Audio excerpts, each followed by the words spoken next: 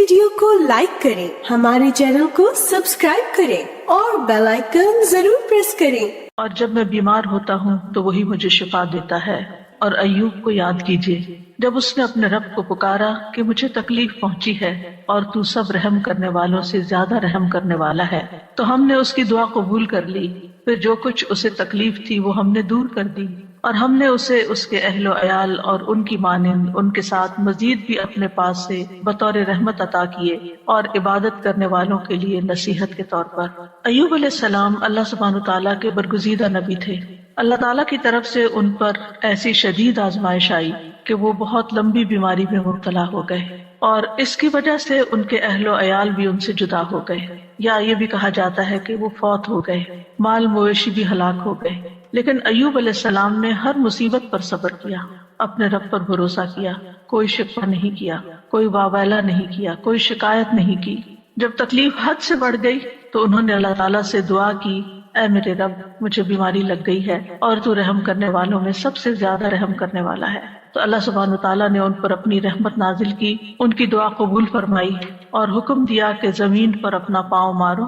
انہوں نے پاؤں مارا تو ٹھنڈے پانی کا چشمہ نمودار ہو گیا۔ حکم ہوا کہ اسے پیو اور اس سے غسل کرو۔ وہ مبارک پانی پینے اور اس پانی کے ساتھ غسل کرنے سے ان کی ساری بیماری دور ہو گئی، یعنی پانی ان کے لیے شفا کا باعث بن گیا اللہ کے اذن سے، اور وہ پوری طرح صحت مند ہو گئے۔ اللہ تعالیٰ نے انہیں ان کے گھر والے بھی عطا فرما دیے اور اتنے ہی اور بھی دے دیے۔ وَأَيُّوبَ إِذْ نَادَى رَبَّهُ، اور ایوب کو یاد کیجیے علیہ السلام جب اس نے اپنے رب کو پکارا۔ ندا کا لفظ ہے، نادا، ندا کہتے ہیں بلند آواز سے پکارنے کو، یعنی ایک دعا ہوتی ہے جو ہم چپ کے مانگتے، جیسے زکریا علیہ السلام نے مانگی، اذ نادا ربہ نداء خفیہ۔ وہاں ندا کا لفظ ہے لیکن نداء خفیہ یعنی ایسی پکار تھی جو کہ چپ کے تھی، لیکن یہاں پر صرف ندا کا لفظ ہے، نادا کا لفظ ہے۔ تو انہوں نے اپنے رب کو پکارا۔ دونوں طرح پکارنا چاہیے، دل ہی دل میں، چپ کے اور بلند آواز سے بھی۔ رب ہر طرح سنتا ہے۔ کیا پکار کے کہا؟ انی مسنی الضر، یا رب مجھے تکلیف پہنچی ہے۔ در سے مراد انسان کی جسمانی بدحالی ہے، بیماری، لاغری، بڑھاپا، یہ سب چیزیں در میں آتی ہیں۔ وانت ارحم الراحمین، اور آپ سب رحم کرنے والوں میں سب سے بڑھ کر رحم کرنے والے ہیں۔ کتنا خوبصورت انداز ہے پکارنے کا، دعا کرنے کا، مختصر الفاظ ہے، کوئی لمبی چوڑی باتیں نہیں ہیں، چند لفظ ہیں لیکن بڑے ہی جامع لفظ، اور کسی چیز کا مطالبہ بھی نہیں کیا، صرف رحم کی درخواست کی، یعنی اللہ تعالیٰ کی رحم کا ایک طرح سے واسطہ دیا۔ وانت ارحم الراحمین، تو کیا ہوا نتیجہ؟ فاستجبنا لہ، ہم نے اس کی دعا قبول کر لی، اس کی گریہ ازاری قبول کر لی۔ فکشفنا بہ من ضر، اور جس تکلیف میں ہم نے اسے مبتلا کیا تھا اس سے عافیت عطا کر دی۔ وآتیناہ اہلہ ومثلہم معہم، اور جس طرح انہیں پہلے اللہ تعالیٰ نے اہل و عیال اور مال و دولت اور صحت اور عافیت عطا کی تھی، وہ سب چیزیں اللہ تعالیٰ نے لوٹا دی، بلکہ اور بھی زیادہ عطا کی، اور دنیا کی نعمتوں کے ساتھ اس صبر پر آخرت کے بڑے اجر و ثواب کا بھی وعدہ کیا۔ اللہ تعالیٰ نے ایک دوسرے مقام پر ایوب علیہ السلام کے صبر کی تعریف کی ہے، انا وجدناہ صابرا نعم العبد انہ اواب، بے شک ہم نے اسے صابر پایا۔ اللہ نے گواہی دے دی کہ وہ صبر کرنے والے تھے۔ ہم صبر بھی کرتے تو بعض اوقات ایسی تکلیف میں ہوتے ہیں کہ سوچتے ہیں پتہ نہیں یہ بھی صبر ہے یا نہیں، یعنی ہمارا صبر بھی صبر ہے یا نہیں، اس میں بھی ڈاؤٹ ہو جاتا ہے۔ تو اللہ سبحانہ تعالیٰ نے ان کے صبر کو مان لیا کہ صابر ہیں۔ نعم العبد، کتنا اچھا بندہ۔ تو اس سے پتہ چلتا ہے کہ صبر کرنے والا، غم سے گزرنے والا جب صبر کرتا ہے تو اللہ تعالیٰ کا محبوب بن جاتا ہے، اور ساتھ ہی یقیناً وہ بہت رجوع کرنے والا تھا۔ یعنی اس کا یہ مطلب نہیں کہ پہلی دفعہ وہ دعا کر رہے تھے یا پہلی دفعہ وہ رب کی طرف انہوں نے رغبت کی تھی اتنے سال کی بیماری گزار کر، اور پہلے انہوں نے کبھی نہیں پکارا تھا۔ انہ اواب، وہ بہت زیادہ رجوع کرنے والے تھے رب کی طرف، بہت زیادہ اپنے رب کو پکارنے والے تھے۔ پھر فرمایا رحمتا من عندنا، انہوں نے ارحم الراحمین کہا تو یہاں پر اللہ تعالیٰ نے ان کو اپنی رحمت سے نوازا، رحمتا من عندنا، اپنے پاس سے رحمت عطا کی۔ اور یہ رحمت کیا تھی؟ اول شدید بیماری اور تکلیف اور آزمائش کے ساتھ ان پر رحم کیا، پھر انہیں صبر کی توفیق دے کر ان پر رحم کیا، پھر دعا قبول کر کے ان پر رحم کیا، پھر دعا قبول کرنے کے بعد صحت کے ساتھ اور مال و دولت وغیرہ لوٹایا اس کے ساتھ۔ تو یہ سب کچھ اللہ تعالیٰ کی عظیم رحمت تھی۔ رحمتا من عندنا اور پھر آپ دیکھیں کہ اس رحمت کا ایک ظاہری مینیفیسٹیشن کیا تھا. ابو ہریرہ رضی اللہ عنہ روایت کرتے ہیں کہ نبی صلی اللہ علیہ وسلم نے فرمایا ایک بار ایوب علیہ السلام برہنہ غسل فرما رہے تھے کہ سونے کی ٹڈیاں آپ پر گرنے لگیں، یعنی جیسے بارش ہوتی ہے. ایوب علیہ السلام انہیں اپنے کپڑے میں سمیٹنے لگے. ان کے رب نے انہیں پکارا کہ اے ایوب، کیا میں نے تمہیں اس چیز سے بے نیاز نہیں کر دیا جسے تم دیکھ رہے ہیں؟ یعنی مجھے معلوم ہے کہ تمہارے دل میں اس کی کوئی لالچ نہیں، کوئی رغبت نہیں، تمہیں اس کی ضرورت نہیں، تمہارے پاس اللہ نے پہلے سے ہی بہت کچھ عطا کر دیا ہے، تو تم پھر کیوں یہ سمیٹ رہے ہو؟ ایوب علیہ السلام نے جواب دیا، ہاں تیری بزرگی کی قسم، لیکن تیری برکت سے میرے لیے بے نیازی کیسے ممکن ہے؟ یعنی اس سے میں بے نیاز نہیں ہو سکتا. تو بندہ مومن جو ہے وہ اللہ سبحانہ تعالیٰ سے دعا بھی کرتا ہے اور استغنا بھی برتتا ہے، دل میں لالچ بھی نہیں رکھتا. لیکن اگر اللہ تعالیٰ کی طرف سے بن مانگے اس تک کوئی نعمت پہنچتی ہے تو اس کو اللہ کی رحمت سمجھتا ہے، برکت سمجھتا ہے، اور اس سے تکبر کرتے ہوئے بے نیازی نہیں برتتا یا ایسا زہد اور ایسا تکشف ظاہر نہیں کرتا کہ لے جاؤ اس کو، اٹھا لو اس کو، مجھے نہیں چاہیے، مجھے کیا کرنا ہے، میرے پاس آلریڈی بہت کچھ ہے. ایسا رویہ اختیار نہیں کرتا. یہ بھی شکر گزاری کا ہی ایک انداز ہوتا ہے. اور ان کے دل میں یعنی ایک طرح سے یہ شکر گزاری تھی کہ یہ اللہ کی طرف سے آ رہا ہے، کیونکہ ظاہر ہے کوئی انسان تو نظر نہیں آ رہا تھا جو ان پہ سونا برسا رہا، اللہ سبحانہ تعالیٰ کی طرف سے ہی آ رہا تھا، اور ان کے وہم و گمان میں بھی نہیں تھا. اور جو چیز کسی لالچ اور کسی حفظ کے بغیر انسان کے پاس آتی ہے تو اسے اللہ سبحانہ تعالیٰ کی ایک نعمت سمجھ کر شکر گزار ہونا چاہیے بندے کو. وَذِكْرَىٰ لِلْعَابِدِينَ، اور عبادت گزاروں کے لیے ایک نصیحت ہے اس واقعے میں. یعنی عموماً جو عبادت گزار لوگ ہوتے ہیں اگر ان کی دعا قبول نہ ہو تو بعض اوقات وہ مایوس ہونے لگتے ہیں، اتنی دعا کی پھر کچھ نہیں ہوا.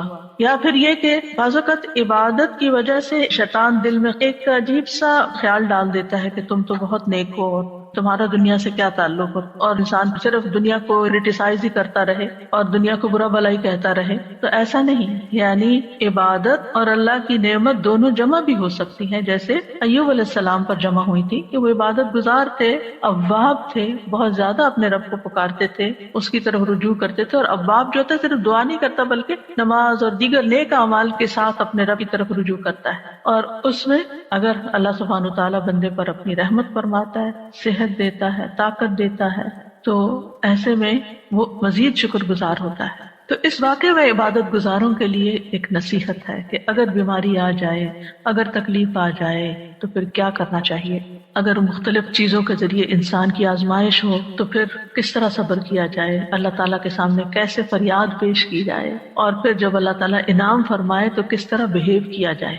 کیونکہ بعض لوگ تکلیف میں تو اللہ تعالیٰ کی طرف رغبت کرتے ہیں، لیکن جب تکلیف دور ہو جاتی ہے تو پھر کیا کرتے ہیں، بھول جاتے ہیں، اور پھر وہ اس کو اپنا کارنامہ بتانے لگتے ہیں کہ میں نے ایسا کیا اور ویسا کیا، یہ ایکسرسائز کی اور یہ دوا کھائی اور یہ طریقہ اختیار کیا تو اس وجہ سے مجھے یہ شفا ہوئی ہے، اور اللہ تعالیٰ کو اس میں سے نکال دیتے ہیں. تو بندہ مومن کسی حال میں بھی چاہے صبر ہو یا شکر ہو، وہ دونوں کیفیات میں رب ہی کے ساتھ جڑا رہتا ہے. ایوب علیہ السلام کا واقعہ حدیث میں تھوڑی تفصیل کے ساتھ بھی آتا ہے. انس بن مالک کہتے ہیں کہ رسول اللہ صلی اللہ علیہ وسلم نے فرمایا، بے شک اللہ کے نبی ایوب علیہ السلام اپنی آزمائش میں 18 برس بیمار رہے، 1-2 دن نہیں، 18 سال. قریبی اور دور کے لوگوں نے انہیں چھوڑ دیا، ساتھیوں نے چھوڑ دیا. البتہ ان کے بھائیوں میں سے یعنی دینی بھائیوں میں سے 2 آدمی صبح و شام ان کے پاس آتے جاتے رہے. تو ایک دن ایک اپنے دوسرے ساتھی کو کہنے لگا، کیا تو جانتا ہے اللہ کی قسم ایوب نے کوئی ایسا گناہ کیا ہے جو جہان والوں میں سے کسی نے نہیں کیا؟ اس پر اس کے ساتھی نے کہا، وہ کون سا؟ اس نے کہا، دیکھو 18 سال ہو چکے ہیں، اللہ نے اس پر رحم نہیں کیا کہ اس کی آزمائش اس سے ہٹا دے. کیونکہ بعض اوقات عبادت گزاروں کی جب آزمائش لمبی ہو جاتی ہے تو لوگ باتیں بنانا شروع کر دیتے کہ یہ تو بہت دین والے ہیں، اور یہ تو قرآن والے ہیں، اور یہ تو بہت نمازی ہیں، اور حج عمرے کرتے ہیں، اور پھر دیکھو ان کے ساتھ کیا ہو رہا ہے. تو ان کے اوپر بھی اسی طرح کی بات ہوئی. جب وہ شام کو ایوب علیہ السلام کے پاس آئے تو ایک نے بے صبری میں وہ بات ذکر کر دی کہ وہ کوئی یہ کہہ رہا تھا تمہارے بارے میں. تو ایوب علیہ السلام نے ان کا الزام سن کر کہا، جو کچھ تم کہہ رہے ہو اس طرح کی کوئی بات میرے علم میں تو نہیں ہے. اب ریاکشن دیکھے. ہاں اتنا ضرور ہے کہ اللہ تعالیٰ جانتا ہے کہ 2 آدمیوں کے پاس سے میرا گزر ہوتا تھا جو آپس میں جھگڑ رہے ہوتے تھے، وہ دونوں ہی اللہ کا نام لیتے تھے، پھر میں اپنے گھر واپس آتا اور ان دونوں کی طرف سے کفارہ ادا کرتا، اور اس بات کو ناپسند کرتا کہ وہ ناحق اللہ کا نام لے رہے ہیں. یعنی یہ مجھے اچھا نہیں لگتا تھا کہ وہ اللہ کا نام لے کے لڑ رہے ہیں، تو میں ان کی بخشش کے لیے صدقہ کر دیتا تھا کہ ان کی پکڑ نہ ہو اس پر. یعنی ایسے نیک انسان بہرحال ایوب علیہ السلام کی آزمائش اور بیماری ایسی تھی کہ جب وہ قضاء حاجت کے لیے باہر جاتے اور فارغ ہو جاتے تو ان کی بیوی ان کو ہاتھ سے پکڑ کر سہارا دیتی تھی، حتیٰ کہ وہ واپس اپنی جگہ پر پہنچ جاتے، یعنی اتنے کمزور اور لاغر ہو گئے تھے۔ ایک دن وہ لیٹ ہو گئے اور ان کی بیوی ان کے انتظار میں رہی، اور اللہ نے ایوب کی طرف وحی کی، ارکز برجلک، یعنی باہر ہی گئے ہوئے تھے تو وہیں پر ارکز برجلک ھذا مغتسل بارد وشراب، اپنا پاؤں مارو، یہ نہانے کا ٹھنڈا اور پینے کا پانی ہے۔ ادھر ان کی بیوی سمجھ رہی تھی کہ وہ دیر کر رہے ہیں، یعنی اپنی حاجت سے فارغ ہونے دیر ہو رہی ہے، اور وہ ذرا ہٹ کے کھڑی ہوں گی اور انتظار کر رہی تھی۔ جب وہ واپس پلٹے تو اللہ نے ان کی تمام بیماریاں دور کر دی، اور وہ بہت حسین لگ رہے تھے۔ جب ان کی بیوی نے ان کو دیکھا تو پہچان نہ سکے، پوچھا اللہ تمہیں برکت دے، کیا تم نے اللہ کے نبی جو بیمار ہیں انہیں دیکھا ہے؟ اللہ کی قسم جب وہ صحت مند تھے تو تم سے سب سے زیادہ مشابہت رکھتے تھے۔ تو انہوں نے کہا میں وہی ایوب ہوں، یعنی اتنی دیر میں ہی تکلیف دور ہو گئی۔ اور کس سے؟ پانی سے۔ ایوب علیہ السلام کے 2 کھلیان تھے، ایک گندم کا تھا اور ایک جو کا۔ اللہ نے اس پر 2 بادل بھیجے، ایک بادل گندم والے کھلیان پر آ کر سونا برسانے لگا حتیٰ کہ وہ سونا بہنے لگا، اور دوسرا جو کے کھلیان پہ آ کے چاندی برسانے لگا یہاں تک کہ چاندی بہنے لگی۔ اس طرح اللہ نے ان کو مال بھی دیا اور دولت کثیر بھی دی، یعنی ان کی نعمتیں پہلے سے بھی زیادہ ہو گئی، اگرچہ 18 سال کی آزمائش تھی۔ اس دوران وہ اللہ کے نبی بھی رہے، یعنی اللہ تعالیٰ نے اس بیماری کے باوجود ان سے ان کی ذمہ داری نہیں لی بلکہ اس کو ادا کرتے رہے۔ اور ایک وفادار بیوی تھی اور 2 دینی ساتھی تھے جو آتے جاتے تھے، باقی سب چھوڑ گئے تھے۔ چونکہ اس کے آخر میں آیا ہے کہ ذکر للعابدین، اس کہانی میں، اس واقعے میں عبادت گزاروں کے لیے، نیک لوگوں کے لیے ایک بڑی نصیحت ہے کہ اگر تکلیف آئے اور آزمائش آئے تو پھر کرتے کیا ہیں۔ اس سے یہ بھی پتہ چلتا ہے کہ آزمائش نبی اور غیر نبی دونوں پر آ سکتی، کیونکہ ہمارے ذہن میں یہ خیال ہوتا ہے کہ جو نیک لوگ ہیں ان پر آزمائش نہیں آ سکتی، نہیں، سب پر آ سکتی۔ انبیاء بھی آزمائے جاتے ہیں، بلکہ انبیاء کی آزمائش زیادہ ہوتی ہے، اور پھر جو ان سے قریب تر ہوتے ہیں، یعنی جتنے جتنے نیک ہوتے ہیں اس کے مطابق۔ اور پھر یہ ہے کہ جب تکلیف آئے تو واویلا کرنے کی بجائے انسان کو صبر سے کام لینا چاہیے، اور پھر یہ کہ اللہ تعالیٰ دعا قبول کرتا ہے جب انسان اللہ کے خوبصورت ناموں یا صفات کے ساتھ گریہ وزاری کرتا ہے، اس سے مصیبت دور ہوتی ہے، اور مصیبت آنے پر اس کے گزر جانے کا انتظار کرنا چاہیے، اور انسان کو حوصلے میں رہنا چاہیے کہ آج تک جتنی تکلیفیں آئی سب چلی گئیں، یہ بھی ایک وقت آئے گا تو چلی جائے گی، کوئی بھی مصیبت ہمیشہ کے لیے نہیں باقی رہے۔ اور یہ بھی یاد رہے کہ جو شخص تکلیف پر صبر کرتا ہے اللہ تعالیٰ اس کو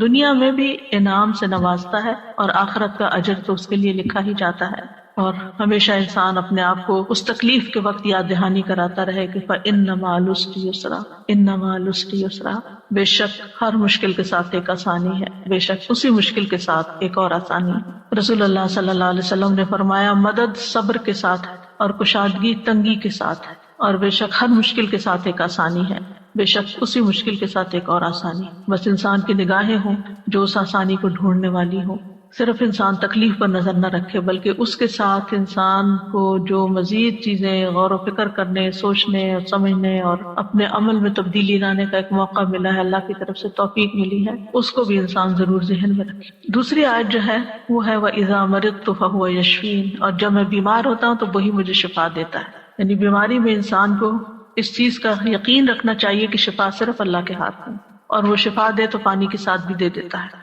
یہ دعا اور یہ قول ابراہیم علیہ السلام کا ہے جو قرآن مجید میں آیا ہے۔ سورۃ الشعراء کی آیت نمبر 80 ہے کہ ابراہیم علیہ السلام نے اپنے والد اور اپنی قوم کے سامنے توحید کی دعوت پیش کی تھی، اور اللہ تعالیٰ کا تعارف کروایا تھا انہی الفاظ میں کہ الذی خلقنی فہو یہدینی والذی هو یطعمنی ویسقینی واذا مرضت فہو یشفین۔ اسی نے مجھے پیدا کیا ہے، وہی مجھے راہ دکھائے گا، وہی مجھے کھلاتا ہے، وہی مجھے پلاتا ہے، جب میں بیمار ہو جاتا ہوں تو وہی مجھے شفا دیتا ہے۔ یعنی شفا صرف اور صرف اللہ کے ہاتھ میں ہے، وہی شفا دیتا ہے۔ انسان کو اچھی طرح یقین ہونا چاہیے، اس لیے جب بیماری آئے، جب تکلیف آئے تو پہلا دھیان اللہ کی طرف جائے، پہلا خیال اللہ کی طرف جائے، ڈاکٹر کی طرف نہیں، دوا کی طرف نہیں، لوگوں کی طرف نہیں۔ اور اس پر اپنے آپ کو ٹیسٹ کیا کریں، اگر کہیں چوٹ لگتی ہے، اگر کہیں درد ہوتی ہے، اگر کہیں کوئی بھی چیز پیش آتی ہے، ایک دم گلا پکڑا جاتا ہے کچھ، تو کیا خیال آتا ہے کہ اس سے نجات اور خلاصی کیسے ہوگی، اب کیا کروں؟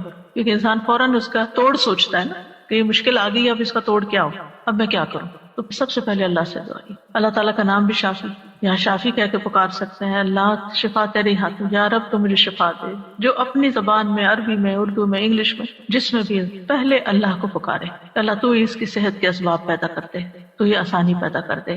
حضرت عائشہ کہتی ہیں کہ رسول اللہ صلی اللہ علیہ وسلم دم کرتے ہوئے یہ دعا پڑھا کرتے تھے، امسح البأس رب الناس بیدک الشفاء لا یکشف الکرب الا انت. اے لوگوں کے رب، تکلیف کو دور کر دے، شفا تو تیرے ہی ہاتھ میں ہے، تیرے سوا اس کو دور کرنے والا اور کوئی نہیں.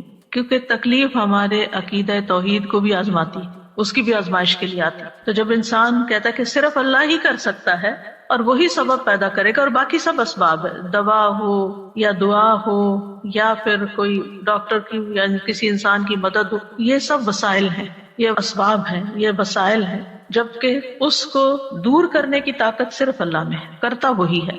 تو آپ دیکھیے کہ ابراہیم علیہ السلام کا یہ ادب ہے، اور وہ کہتے ہیں کہ بیماری اور شفا دونوں اللہ ہی کی طرف سے ہیں، لیکن بیمار ہونے کی نسبت انہوں نے اپنی طرف کی ہے کہ جب میں بیمار ہوتا ہوں، یعنی بیمار کرتا تو اللہ، لیکن جب میں بیمار ہوتا ہوں فہو یشفین، تو وہ مجھے شفا دیتا ہے. یعنی اگرچہ خیر اور شر دونوں کا خالق اللہ ہے، لیکن شر کی نسبت اپنی طرف کی ہے اور خیر کی نسبت اللہ تعالیٰ کی طرف کی ہے. کہا جاتا ہے نا کہ تندرستی 1000 نعمت ہے. واقعی تندرستی اور صحت اللہ تعالیٰ کی بہت بڑی نعمت ہے. نبی صلی اللہ علیہ وسلم نے فرمایا 2 نعمتیں ایسی ہیں جن کے بارے میں اکثر لوگ خسارے میں ڈالے گئے ہیں، تندرستی اور فراغت، فرصت. یعنی آپ کے پاس وقت ہوتا ہے، آپ بہت زیادہ کاموں میں دبے ہوئے نہیں ہیں، ڈوبے ہوئے نہیں ہیں، لیکن لوگ اس وقت سے فائدہ نہیں اٹھاتے، صحت سے فائدہ نہیں اٹھاتے، اور اسی طرح فراغت سے صحیح فائدہ نہیں اٹھاتے، حتیٰ کہ بیماری اور بڑھاپے کے منہ میں جا پڑتے ہیں جب وہ پھر کچھ کرنے کے قابل نہیں رہتے. اور ہمیں یہ بھی حکم دیا گیا ہے کہ ہم صحت کی حفاظت کریں، اپنے جسم پر ناروا بوجھ نہ ڈالیں. عبداللہ ابن عمرو ابن العاص کہتے ہیں نبی صلی اللہ علیہ وسلم کو میرے بارے میں یہ بات پہنچی کہ میں مسلسل روزے رکھتا ہوں اور رات بھر نماز پڑھتا ہوں، دن کو روزہ رات کو نماز، نہ کھانا نہ نیند، یعنی بہت کم دونوں چیزیں. تو آپ نے میری طرف پیغام بھیجا کہ ملاقات کے لیے حاضر ہوں، تو میں نے آپ سے ملاقات کی. آپ نے فرمایا کیا مجھے یہ خبر نہیں دی گئی کہ تم روزے رکھتے اور افطار نہیں کرتے اور رات بھر نماز پڑھتے رہتے ہو؟ یعنی مجھے یہ معلوم ہے، یہ نہیں بتایا کس نے بتایا کیا، یعنی مجھے یہ اطلاع پہنچی ہے، کنفرم کرو یہ ایسے ہی ہے. تو جب انہوں نے کہا کہ ہاں، تو آپ نے فرمایا تم اس طرح نہ کرو، کیونکہ تمہاری آنکھوں کا بھی تم پر حق ہے، تمہارے نفس کا بھی تم پر حق ہے، تمہاری بیوی کا بھی تم پر حق ہے. تم روزہ بھی رکھو اور افطار بھی کرو، نماز بھی پڑھو اور سویا بھی کرو، اور ہر 10 دنوں میں 1 دن کا روزہ رکھ لو، یہ تمہارے لیے 9 روزوں کا اجر بن جائے گا. اور ایک اور روایت میں آتا ہے، صحیح بخاری کی روایت ہے، آپ نے فرمایا اگر تم ایسا کرتے رہے، یعنی ہر وقت روزے سے رہے اور ہر وقت جاگتے رہے، تو تمہاری بینائی کمزور ہو جائے گی اور تمہارا نفس تھک جائے گا. یعنی عبادت میں بھی اعتدال کرو، اس طرح کا بوجھ اپنے اوپر نہ ڈالو کہ تم بیمار پڑ جاؤ. تو اس سے کیا پتہ چلتا ہے اس حدیث سے کہ ہمارا دین ہمیں اعتدال سکھاتا ہے، اور یہ سکھاتا ہے کہ ہم اپنی جان کا بھی حق ادا کریں، اپنے گھر والوں کا بھی حق ادا کریں، اور اپنے جسم کا، آنکھوں کا اور باقی تمام چیزوں کا. اسی طرح ایک حدیث سے ہمیں یہ پتہ چلتا ہے کہ نیک انسان کے لیے صحت مالداری سے زیادہ بہتر ہے. یعنی صحت جو ہے یہ بڑی دولت ہے مال سے بھی. تو اس لیے مال کماتے ہوئے بھی انسان کو اپنی صحت برباد نہیں کرنی چاہیے. عبداللہ بن خبیب اپنے چچا سے روایت کرتے ہیں کہ ہم لوگ ایک مجلس میں تھے کہ رسول اللہ صلی اللہ علیہ وسلم ہمارے پاس تشریف لائے. سر مبارک پر پانی کے اثرات تھے، تو ہم نے کہا اللہ کے رسول ہم آپ کو بہت خوش دیکھ رہے ہیں. آپ نے فرمایا ہاں. پھر لوگ مال و دولت کا، مالداری کا تذکرہ کرنے لگے، تو آپ نے فرمایا اللہ عز و جل سے ڈرنے والے کے لیے مالدار ہونے میں کوئی حرج نہیں. یعنی ایک شخص کے اندر اگر اللہ کا تقوی اور خوف ہے اور ساتھ اس کے پاس مال بھی بہت ہے تو کوئی حرج نہیں، کوئی گناہ کی بات نہیں. البتہ اللہ عز و جل سے ڈرنے والے کے لیے مالداری سے زیادہ بہتر چیز صحت ہے، اور دل کا خوش ہونا اللہ کی نعمت ہے. یعنی اگر انسان صحت مند ہے اور اس کے دل میں بھی اطمینان ہے اور وہ خوش ہے تو یہ بہت بڑی نعمت ہے. آج آپ دیکھیں کہ بعض لوگ دنیاوی اعتبار سے بہت کامیابیاں حاصل کر لیتے ہیں، بڑے بڑے ریکارڈ توڑ لیتے ہیں، لیکن پھر کیا ہوتا ہے اس کے بعد؟ جو ایک دم ڈپریشن کا شکار ہوتا ہے. آج ہی میں ایک نیوز دیکھ رہی تھی، تو اس میں ایک بہت ہی مشہور کھلاڑی ہے، بے شمار اس کے فینز ہیں، نام میں نہیں لوں گی، لیکن اس نے کہا کہ میں کھیل رہا تھا اور کھیلتے کھیلتے میں گول کر رہا تھا اور ایک دم مجھ پہ ڈپریشن کا اٹیک ہوا، اور اس کے بعد میں پیچھے گرتا چلا گیا. یعنی ساری دنیا اس کی طرح لک فارورڈ کر رہی ہے اور اس کو دیکھ کے خوش ہو رہی ہے اور تالیاں بجا رہی ہے، اور اس پر لمحے کے لمحے میں، آن کی آن میں ایک ایسی آزمائش آتی ہے، اچانک اس کے اوپر ایک ایسی بیماری آ جاتی ہے تو ہمیں نہیں پتا، کسی لمحے کا نہیں پتا کہ کس وقت ہمارے ساتھ کیا ہو جائے. لہٰذا اگر اللہ نے ہمیں اطمینان قلب نصیب کیا ہے تو اس وقت پھر اس نے اپنی ذہنی حالت اور پھر کس طرح اس نے پبلکلی اس کو ایکسپٹ کیا کہ میں بیمار ہوں، اور لوگ اس کو ماننے کو تیار نہیں.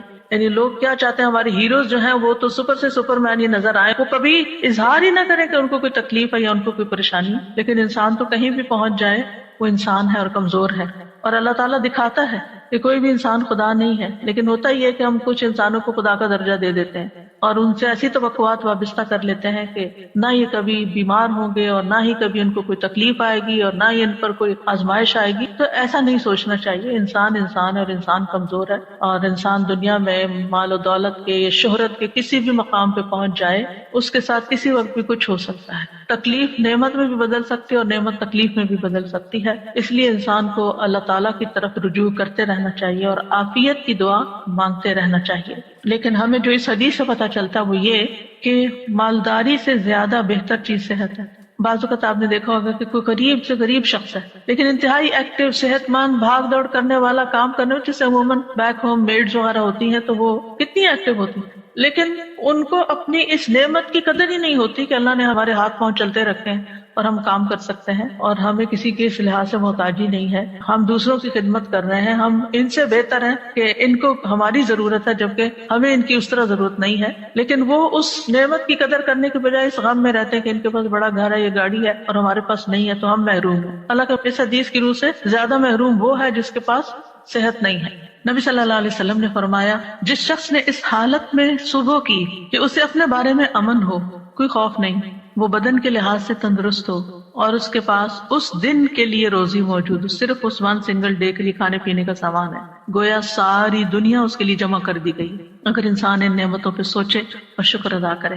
رسول اللہ صلی اللہ علیہ وسلم نے فرمایا، اللہ سے عافیت کا سوال کیا کرو کیونکہ کسی انسان کو عافیت سے بڑھ کر کوئی چیز نہیں دی گئی. معاذ بن رفاع اپنے والد سے روایت کرتے ہیں کہ ابو بکر صدیق رضی اللہ تعالی عنہ ممبر پر کھڑے ہوئے پھر رو دیے.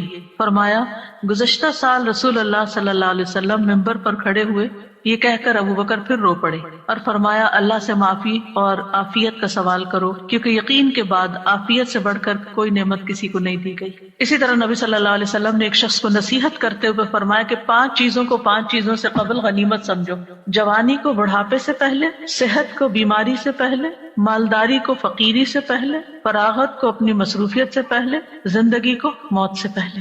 اسی طرح آپ نے ایک موقع پر ابن عمر سے فرمایا، جب تم صبح کرو تو اپنے دل میں شام ہونے کا نہ سوچو، شام کا انتظار نہیں کرو. شام ہو تو صبح ہونے کا نہ سوچو، یعنی جو وقت ہے اس میں جیو، اس کی قدر کرو، اس وقت سے فائدہ اٹھاؤ، اس میں اچھا کام کر لو. یہ نہ سوچو اچھا صبح ہوگی تو پھر کر لیں گے. اگر اس وقت ہے تو پھر اس وقت وہ کام کر لو، کیونکہ عبداللہ تم نہیں جانتے کل تمہارا نام کیا ہوگا، یعنی مردوں میں ہوگے یا زندوں میں ہوگے.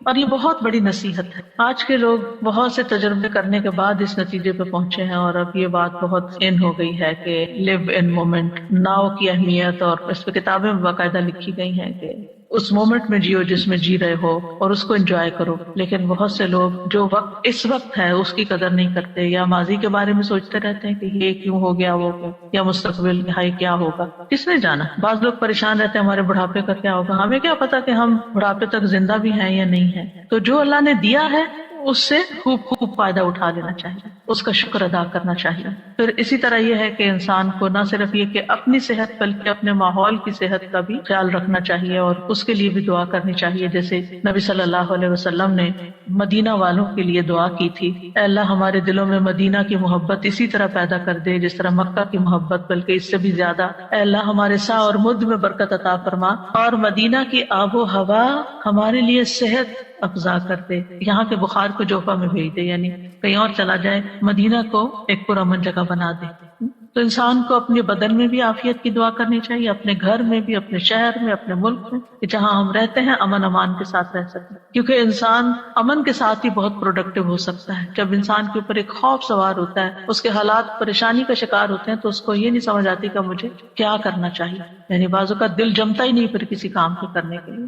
پھر اس بات کو یاد رکھنا چاہیے کہ بیماری کا آنا اللہ کی طرف سے ایک امتحان ہوتا ہے. اللہ تعالیٰ کسی وقت کسی کو بھی آزما سکتا ہے. وَلَنَبْلُوَنَّكُمْ بِشَيْءٍ مِّنَ الْخَوْفِ وَالْجُوعِ وَنَقْصٍ مِّنَ الْأَمْوَالِ وَالْأَنفُسِ وَالثَّمَرَاتِ وَبَشِّرِ الصَّابِرِينَ.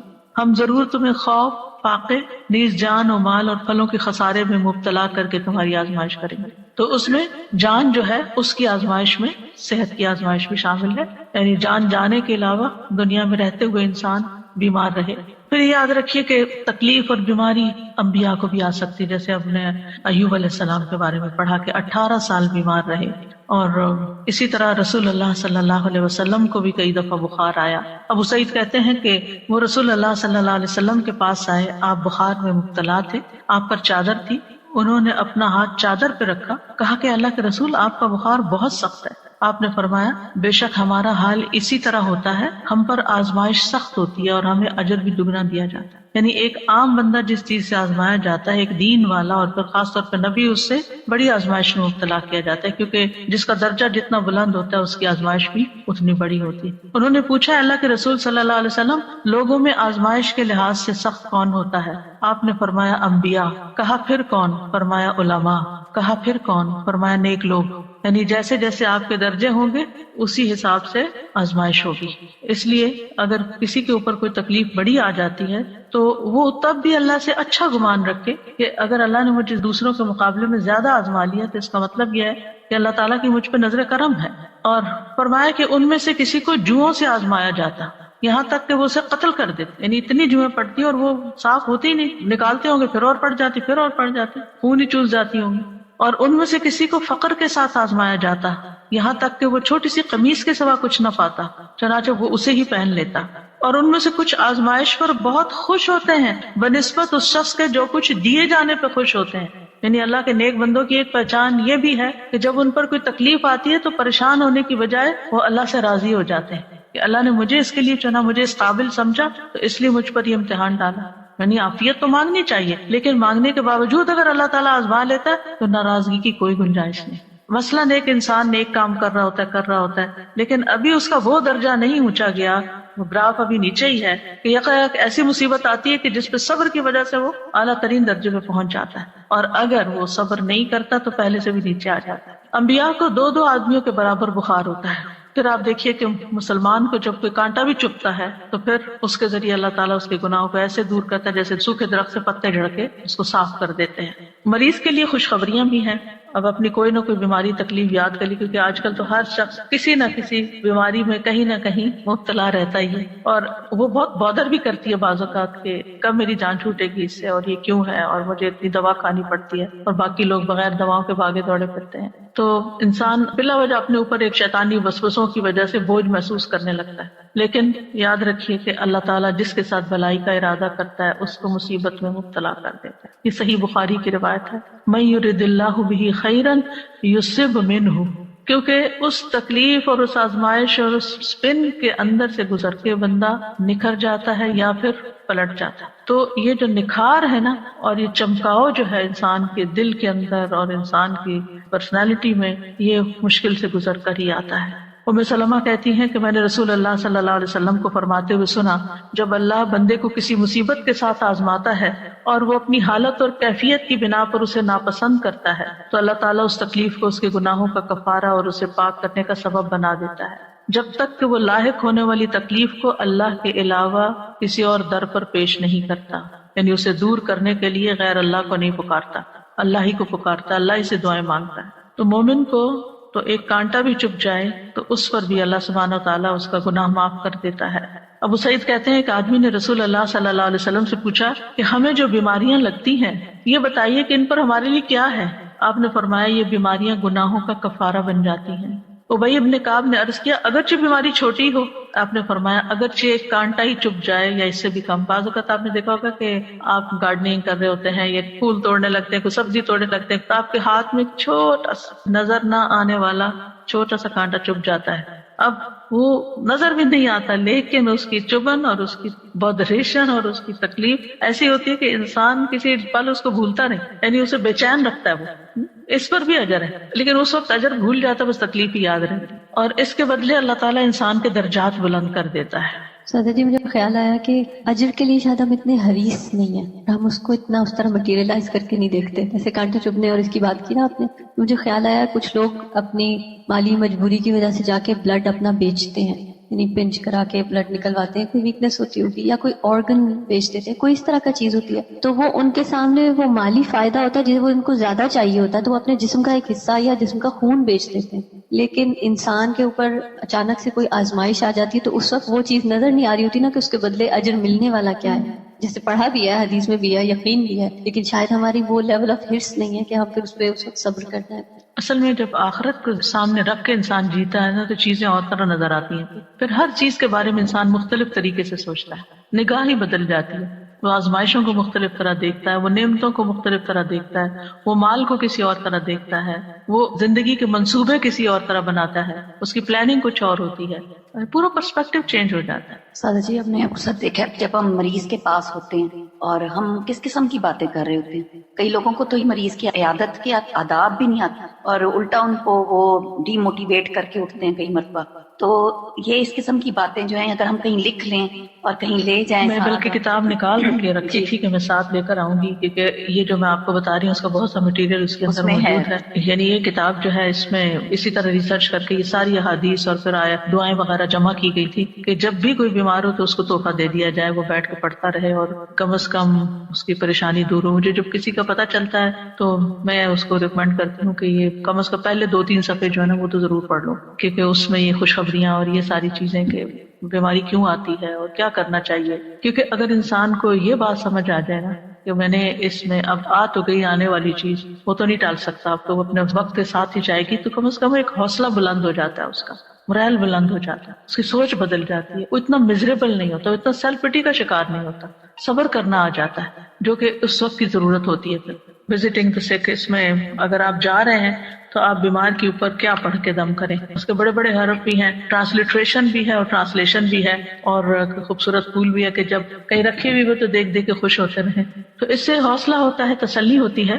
یعنی بیماری کا تعلق بھی بہت زیادہ سوچ کے ساتھ ہوتا ہے. کسی بھی مشکل کے وقت اگر آپ کی سوچ پازیٹیو ہے نا تو آپ کے لیے وہ تکلیف ہلکی ہو جائے گی. وہ اچانک اٹیک تو ہوتا ہے، آپ ہرٹ ہوتے ہیں، لیکن پھر آپ اس سے فوراً نکل آتے ہیں. تو مریض کے احکام یہ ہر بندے کے پاس ہونی چاہیے. بیمار ہوں تو فوراً ہی نکالیں. اور پھر اس میں کچھ فقہی چیزیں بھی ہیں، یعنی کہ وضو کیسے کریں، تیمم کیسے کب کریں، اور طریقہ تیمم کا، اور نماز کی رخصت، کھڑے ہو کے نہیں تو بیٹھ کے کیسے پڑھیں، لیٹ کے کیسے پڑھیں، اور پھر اسے روزے کے بارے میں، پھر اگر حج میں کچھ چیزیں ہو جائے ایسی تو پھر کیا کریں، اور پھر وینٹیلیٹر کے اوپر یا خودکشی والے کے ساتھ کیا کریں، پھر کچھ مسنون چیزیں جو ہیں، اور پھر آخر میں اس میں بھی دعائیں ہیں. یہ دعائیں جو اس میں ہیں اس کے اندر بھی آخر میں ڈالی ہوئی ہیں، کیونکہ بعض اوقات انسان کو اپنے پہ دم خود کرنا ہوتا ہے یا کسی اور پہ کرنا ہے، یا پھر عافیت کی دعائیں ہیں تو وہ ساری اکٹھی کر دی گئی. اس کے علاوہ یہ حسن صحت کتاب جو ہے، بیسیکلی جو میرا جینا میرا مرنا ہے، اس کتاب کا جو پہلا چیپٹر تھا حسن صحت کے بارے میں، اس کو جب میں نے پڑھایا تو تھوڑا الیبوریٹ کیا تھا اور نئی چیزیں اس میں ڈالی تھی. تو الحمدللہ اس میں بھی بہت سی ایسی چیزیں. تو یہ کتابیں ہر گھر میں ہونی چاہیے تاکہ اللہ نہ کرے کہ کوئی تکلیف میں ہو یا بیمار ہو تو اس وقت انسان ان کو پڑھ لے. میں نے تو اپنے دائیں ہاتھ کے پاس رکھی ہوئی ہے تاکہ وقتاً فوقتاً پڑھ کے اپنی سوچوں کا علاج بندہ کرتا رہے، اپنا مورال بہتر کرتا رہے. کیونکہ بیماری تو بیماری ہوتی ہے، لیکن اس کے اندر جو پریشانی اور جو نیگیٹو تھنکنگ اور شیطان کے وساوس وہ انسان کو زیادہ بیمار کر دیتے ہیں. اور جب انسان کو یہ ہوتا ہے کہ بیماری اللہ کی رضا کا سبب بھی بن جاتی ہے تو انسان کے لیے حوصلہ ہو جاتا ہے. وہ کیلنڈر بھی اسی مقصد کے لیے بنایا تھا کہ ڈاکٹرز کی ٹیبل پر ہو، کیونکہ ہوتا یہ ہے کہ جب ڈاکٹر کی ٹیبل پہ کوئی چیز بھی رکھی ہوتی ہے نا تو مریض جب بیٹھا ہوتا ہے تو ادھر ادھر کچھ نہ کچھ پڑھتا رہتا ہے، تو اس دن کا ڈیٹ بھی ہو اور پھر ساتھ وہ حدیث بھی پڑھ لیں. میں نے رکھا ہوا مین روم، اس کو بدلتی رہتی ہے، آتے جاتے پڑھتے رہتے ہیں. بالکل. تو یہ چھوٹی چھوٹی چیزیں ہیں جو انسان کو مشکل وقت میں ایک ریمائنڈر دیتی ہیں اور انسان کو فائدہ ہوتا ہے اور تکلیف آسان ہو جاتی ہے اور پھر گزر بھی جاتی ہے، پتہ بھی نہیں چلتا. سر جی، میں سوچ رہی تھی کہ حضرت ایوب کے صبر کی تو مثال ہے ہی، لیکن اس کے ساتھ ان کی جو بیوی تھی، وہ جو تیماردار تھی، ان کی اولین، ان کا اپنا صبر اور ان کا حوصلہ اور ان کی ہمت افزائی حضرت ایوب کو کرواتے رہنا ہم سب ان لوگوں کے لیے جو تیمارداری نگہداری کرتے ہیں کسی نہ کسی حوالے سے کسی نہ کسی بیمار شخص کی، تو کتنا ضروری ہے کہ اس کی امید کبھی نہ توڑیں. میں ایک موٹیویشنل اسپیکر کا ایک چھوٹا سا کلپ تھا وہ سن رہی تھی، وہ ڈاکٹر بھی ہیں، تو وہ بتا رہے تھے کہ ایک بہت ہی سیویئر قسم کا کینسر کا پیشنٹ تھا جس کو ملٹیپل کینسرز ہوتے گئے وہ بار بار اپنے ڈاکٹر سے یہ پوچھتا تھا کہ میں کب تک سروائیو کروں گا، میں اور کتنا جی سکتا ہوں. تو ہر بار اس کو یہ کہتے کہ کوئی نہیں، آپ بالکل ٹھیک ہو جائیں گے، کوئی مسئلہ نہیں ہے، آپ کو بیماری آپ کی دور ہو جائے گی. اور وہ ٹھیک ہو جاتا تھا، اس کا وہ کینسر دور ہو جاتا تھا. لیکن ایک وقت ایسا آیا کہ جب وہ ڈاکٹر جو تھے ان کے منہ سے بس اب یہ نکل گیا کہ بس اب آپ دعا کیجئے، اب ہم کچھ نہیں کر سکتے. یعنی اس کی امید ختم ہو گئی، اور وہ اس کی امید کا ختم ہونا تھا کہ وہ خود بھی ختم ہو گیا. پھر تو واقعی یہ امید اور حوصلہ دلاتے رہنا بہت بڑی چیز ہوتی ہے. اور پھر یہ کہ مریض کے جو لواحقین ہوتے ہیں ان کو بھی حوصلہ دلانا. مجھے یاد ہے کہ میری والدہ ہاسپٹل میں ڈیتھ بیڈ پہ تھی اور ان کے ٹیسٹ بھی ہو رہے تھے، تو ایک ینگ ڈاکٹر مجھے یاد ہے کہ وہ آیا اور اس نے ساری ریڈنگز دیکھی اور ہم لوگ بیٹھے ہوئے تھے، تو وہ کہتا ہے یہ بھی ٹھیک ہے، ان کا یہ بھی ٹھیک ہے، یہ بھی ٹھیک ہے، یہ بھی ٹھیک ہے، آپ بالکل فکر نہیں کریں. حالانکہ مجھے نظر آ رہا تھا کہ وہ سروائیو نہیں کر رہی، لیکن مجھے بہت اچھا لگا کہ ایسے موقع پر بھی حوصلہ دلانا، کیونکہ پریشانی تو انسان کو ہوتی ہے لیکن دل خوش ہو جاتا ہے نا تھوڑی دیر کے لیے. اچھا ساری ریڈنگز ٹھیک آ رہی ہیں تو بس ٹھیک ہے. بالکل اسی طرح سے میں اپنے والد صاحب کا ایک شیئر کرنا چاہوں گی کہ جب انہیں ڈائگنوز ہوا تھا کہ انہیں کینسر ہے، اور وہ ماشاءاللہ کافی ایجڈ بھی تھے، لیکن ان کی تھرو آؤٹ لائف ان کی صحت ماشاءاللہ قابل رشک کی رہی. اس ٹائم پہ وہ واک کیا کرتے تھے جب پاکستان میں کسی کا کوئی کانسیپٹ بھی نہیں تھا کہ واک کرتے ہیں. تو ڈاکٹرز کے بعد جب گئے تو ڈاکٹرز نے کہا، ینگ ڈاکٹرز تھے، اور انہوں نے کہا کہ ہمیں آپ سے موٹیویشن ملتی ہے کہ آپ ریڈی ہیں کیمو کروانے کے لیے بھی. حالانکہ ان کی جو ایج تھی وہ ریکمینڈ نہیں کرتے تھے. تو میرے ابا جی کہتے تھے کہ نہیں الحمدللہ میں کر سکتا ہوں. اور مجھے ایک دفعہ جب ان کا فون کال یہاں پر آیا، کیونکہ جب میں انہیں کال کرتی تھی تو شاید وہ نہیں مجھے مل رہے تھے، اور جب وہ مجھے کال کرتے تھے تو میں نہیں مل رہی تھی، تو میرے پاس ان کا ریکارڈنگ میں آیا کہ بیٹے پنجابی میں انہوں نے مجھے کہا کہ میں تمہارا ابو سرور احمد بات کر رہا ہوں، اور تم میرے لیے پریشان نہ ہونا، میں اللہ کی رضا پہ راضی ہوں، اور میں ساری زندگی بہت اچھی گزری الحمدللہ، اور مجھے کوئی شکوہ کسی سے نہیں، تو میں فیس کروں گا اس کو. اور وہ اس سے کافی بہتر بھی ہو گئے الحمدللہ. لیکن ایک وقت تھا کہ پھر جانا ہی تھا، جو ہمیں نظر آ رہا تھا کہ اب یہ نہیں رہیں گے. تو میں نے انہیں کہا کہ ابا جی آپ مجھے کچھ لکھ کے تھے کہ مجھے پتا تھا کہ اب یہ نہیں رہیں گے. تو انہوں نے مجھے کہا کہ بیٹا میرا قلم ساتھ نہیں دیتا، ہاتھ ساتھ نہیں دیتا. تو میں نے کہا نہیں آپ مجھے کچھ لکھ کے دیں. تو انہوں نے مجھے ایک چھوٹا سا لیٹر لکھ کے دیا جس میں میں محسوس کر رہی تھی کہ ان کا ہاتھ کانپ رہا ہے اور ان کا قلم واقعی ساتھ نہیں دیتا، لیکن اس میں جو دعائیں تھیں وہ میرے دل پہ لکھی ہوئی ہیں. الحمدللہ اللہ پاک ہم سب کی مغفرت کرے، ہمیں ان کے لیے صدقہ جاریہ بنا دے. آج اتفاق سے نورین ملک بھی ہمارے ساتھ ہیں، یہ بھی ایک کووڈ کے بہت ہی شدید ترین کیفیات سے گزری. میں چاہوں گی کہ اپنا ایکسپیرینس شیئر کریں کہ کس طرح آپ کا علاج ہوا. السلام علیکم ورحمۃ اللہ. وعلیکم السلام. بہت ساری باتیں بتانے کو ہیں، لیکن میرے خیال میں ایک ابھی جب آپ لوگ اس کی بات کر رہے تھے امیدی اور نا امیدی کی، تو میری گھر والے بتاتے ہیں کہ اس طرح کی کئی دفعہ میری کیفیت ہوئی کہ جس وقت انہوں نے کہا کہ this is it's time to pull the plug. تو الحمدللہ میرا ایک کزن ہے وہ ER میں کام کرتے ہیں، تو انہوں نے جب کہا کہ آپ مجھے کانفرنس کال پہ ڈالیے، اور انہوں نے کہا کہ نہیں how can we give up, ابھی ہم اور ٹرائی کریں گے. تو مطلب سب لوگ مجھے بتاتے ہیں کہ جس طرح سے اس نے کانفیڈنس سے یہ کہا کہ نہیں ہم نہیں گیو اپ کریں گے، اٹ از پاسبل.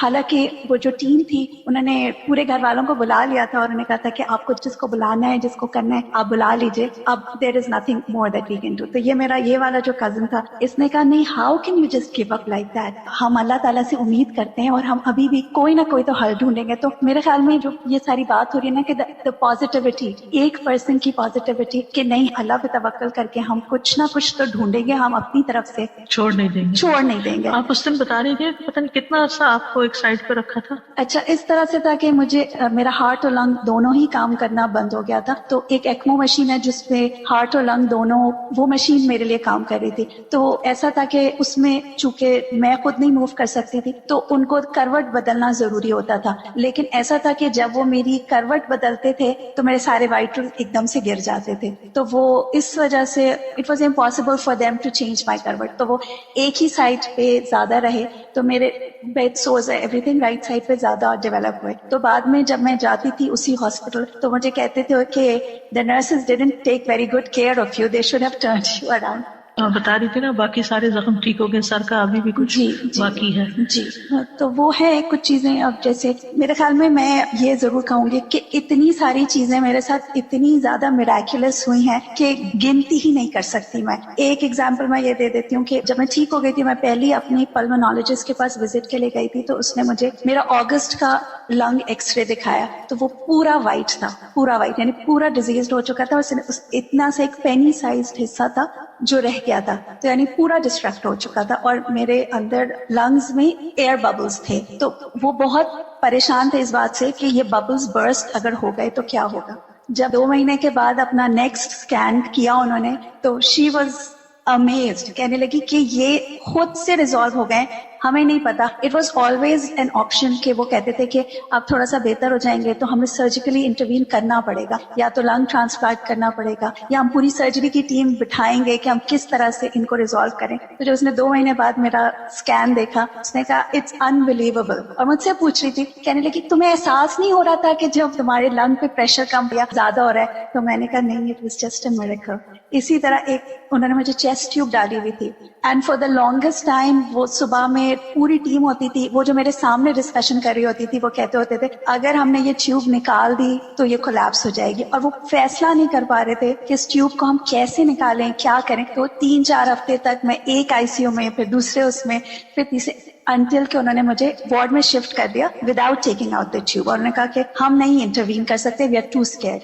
اینڈ سبحان اللہ، it was such a miracle کہ جس دن انہوں نے مجھے موو کیا، میں وارڈ میں پہنچی تو جو میری نرس تھی وہ آئی مجھے دوا دینے کے لیے، تو اس نے یوں جھک کے نیچے دیکھا اور اس نے کہا تمہاری چیسٹ ٹیوب یہ ہے، زمین پہ رکھی ہوئی ہے. تو کہنے لگی how did it come out? تو میں نے کہا فرشتوں نے نکالا ہے، مجھے الحمدللہ. تو مطلب یعنی کہ وہ ڈاکٹرز نہیں فیصلہ کر پا رہے تھے کہ ہم کیسے کریں، اینڈ وہ جسٹ لٹرلی میراکولسلی وہ ڈراپڈ آؤٹ تھے. انہوں نے فوراً سرجری کی ٹیم بتائی، سب کچھ. وہ مجھ سے پوچھے تھے یہ کیسے ہوا، میں نے کہا آپ بتائیں کیسے ہوا. اٹ واز سرجیکلی سوچرڈ ان، مطلب وہ سلی ہوئی تھی اندر. دیر واز نو وے کہ کوئی ہیومن بھی اس کو ایسے کھینچ کے نکال دے. لیکن جب انہوں نے مجھے شفٹ کیا تو وہ ٹیوب خود سے زمین پہ تھی. I mean was one of those things کہ وہ فیصلہ ہی نہیں کر پا رہے تھے اگر ہم نے کیا تو اس کے ساتھ کیا ہوگا.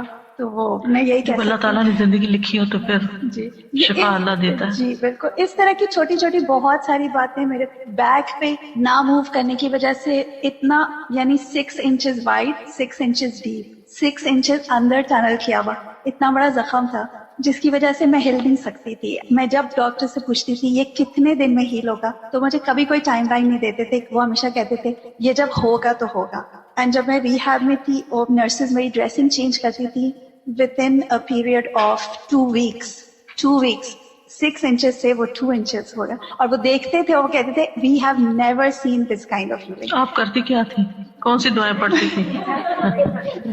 دعاؤں پہ میں یہ ابھی آپ جب حضرت ایوب کی دعا بتا رہی تھی تو میں یہ بات بہت سوچ رہی تھی کہ جب بھی میں پہلے اپنی زندگی میں یہ والی دعا دیکھتی تھی نا، اللہم انی مسنی الضر، تو میں ہمیشہ یہ سوچتی تھی کہ یہ دعا کیسے ہو سکتی ہے کہ اللہ تعالیٰ سے آپ کہہ رہے ہیں کہ مجھے تکلیف ہوئی ہے. لیکن جب میری آنکھ کھلی تو میں پھر نہیں سکتی تھی، موو نہیں کر سکتی تھی، اتنی ساری ٹیوبس تھی. The only دعا that I could make was اللہم انی مسنی الضر، کہ مجھے تکلیف ہے، مجھے یہ نہیں پتا تھا میں کس چیز کے لیے دعا مانگوں، آنکھیں ٹھیک ہو جائے، ہاتھ ٹھیک ہو جائے، کیونکہ I couldn't move, I couldn't speak. مجھے پہلی دفعہ احساس ہوا کہ جو لوگ بات نہیں کر سکتے ہیں ان کو کتنی بے چارگی کا احساس ہوتا ہے، کیونکہ I couldn't talk. اور وہ یہ بھی نہیں ان کو سمجھ آ رہی تھی کہ یہ بولے گی تو کیسے ہم کیا کریں کہ یہ بولنا شروع ہو جائے. مینی تھنگس، مطلب تو مجھے وہ احساس ہوا کہ جو لوگ ہاتھ نہ ہلا سکتے ہوں ان کو کیسا لگتا ہوگا. اللہ تعالیٰ نے ہمیں کتنی نعمتیں دی ہیں. میں ہاتھ اٹھا کے پانی نہیں پی سکتی تھی، میں ان کو اشارے سے کہتی تھی کہ مجھے پانی دے دیں تو ان کو سمجھ نہیں آتی تھی. پھر وہ کسی طرح پانی کا گلاس قریب آیا تو میں اٹھا نہیں سکتی تھی، اٹھایا منہ میں ڈالا تو میں سوالو نہیں کر سکتی تھی. تو آئی واز جسٹ تھنکنگ کہ ایک پانی کا گلاس پینا ہم کتنا نارملی اٹھایا اور پی لیا، لیکن آپ اٹھا نہ سکیں، منہ تک لے جا نہ سکیں، اس کو ڈال نہ سکیں اور منہ میں چلا بھی گیا تو پھر اس کو سوالو نہ کر سکیں. ایک ایکٹ میں اللہ تعالیٰ کی کتنی رحمتیں ہیں اور نعمتیں ہیں. ہم کتنی دفعہ الحمدللہ کہیں. الحمدللہ، مطلب I mean I have a list of جو میریکلز ہیں. میرے خیال میں اس میں یہ ضرور کہوں گی کہ میں لوگوں کو یہ کہتی ہوں کہ میں تو معجزہ ہوں دعاؤں کا، لیکن جن لوگوں نے میرے لیے دعا کی ہے انہوں نے کتنی تڑپ کے مانگی تھی کہ اللہ تعالیٰ نے سب کی دعا میرے لیے قبول کی ہے. अल्हम्दुलिल्लाह। جزاک اللہ خیر۔ سعید کہتے ہیں کہ میں سلمان کے ساتھ کندا میں ایک مریض کی عیادت کے لیے گیا۔ جب وہ مریض کے پاس آئے تو انہوں نے کہا خوش ہو جاؤ۔ اب اگر ہم کسی مریض کو کہیں خوش ہو جاؤ تو وہ آگے سے شاید مائنڈ ہی کر جائے، لیکن ساتھ ہی انہوں نے یہ کہا کہ بے شک مومن کے مرض کو اللہ تعالیٰ کفارے اور اپنی رضا کا سبب بنا دیتے ہیں، اور فاجر کا مرض ایسا ہے جیسے کہ اونٹ کہ اس کے مالک نے اسے باندھ دیا، اس کے بعد چھوڑ دیا اور اسے خبر نہیں کہ کیوں باندھا اور کیوں کھولا، کیوں ہنکا دیا۔ پھر اسی طرح آگ کے عذاب کا بدل بننے کے لیے بھی بیماری آتی ہے، یعنی آخرت کے عذاب سے بچاؤ کے لیے۔ ابو ہریرہ سے روایت ہے کہ رسول اللہ صلی اللہ علیہ وسلم ایک مریض کی تیمارداری کے لیے تشریف لے گئے جسے بخار تھا، میں بھی آپ کے ساتھ تھا۔ آپ نے اسے فرمایا خوش ہو جاؤ، بے شک اللہ تعالیٰ فرماتے ہیں یہ بخار میری آگ ہے جسے میں اپنے بندے پر دنیا میں مسلط کر دیتا ہوں تاکہ اس کی آخرت والی آگ کے عذاب کا بدل بن جائے۔ اس لیے بخار کو کبھی برا بھلا نہیں کہنا چاہیے، نہیں، وہ دنیا کا بخار آخرت کے عذاب سے بچاؤ کا ذریعہ بن جاتا ہے۔ پھر اسی طرح عام دنوں میں انسان جو نیک عمل کرتا رہتا ہے، بیماری میں اگر نہیں کر سکتا تو وہ اس کے لکھے جاتے ہیں۔ نبی صلی اللہ علیہ وسلم نے فرمایا دن بھر کا کوئی عمل ایسا نہیں جس پر مہر نہ لگائی جاتی ہو۔ چنانچہ جب مسلمان بیمار ہوتا ہے تو فرشتے عرض کرتے ہیں اے اللہ، اے ہمارے رب، تو نے فلاں بندے کو روک دیا، یعنی اب وہ یہ نہیں کر سکتا جو پہلے ہر روز کرتا تھا۔